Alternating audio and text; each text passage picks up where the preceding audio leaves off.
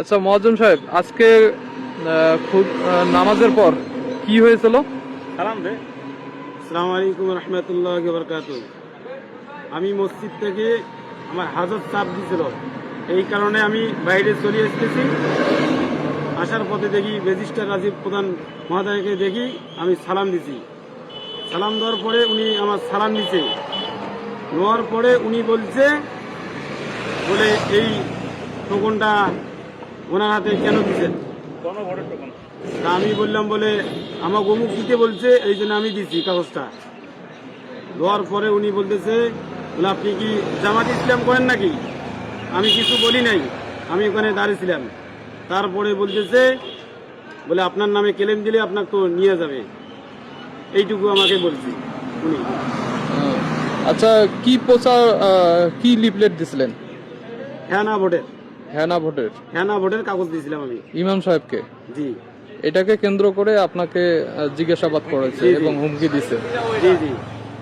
আচ্ছা মহাজন সাহেব, আজকে নামাজের পর কি হয়েছিল? সালাম দে।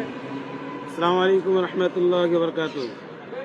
আমি মসজিদ থেকে আমার হাজত চাপ দিছিল, এই কারণে আমি বাইরে চলে এসেছি। আসার পথে দেখি রেজিস্ট্রার রাজীব প্রধান মহোদয়কে দেখি, আমি সালাম দিছি। সালাম দেওয়ার পরে উনি আমার সালাম নিছে, নেওয়ার পরে উনি বলছে বলে এই টোকনটা ওনার হাতে কেন দিচ্ছেন? তা আমি বললাম বলে আমাকে অমুক দিতে বলছে, এই জন্য আমি দিছি কাগজটা।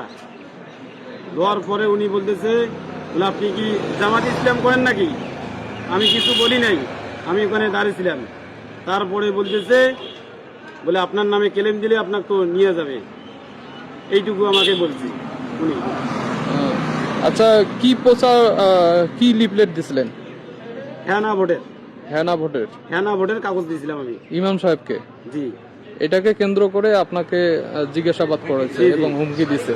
জি জি। আচ্ছা।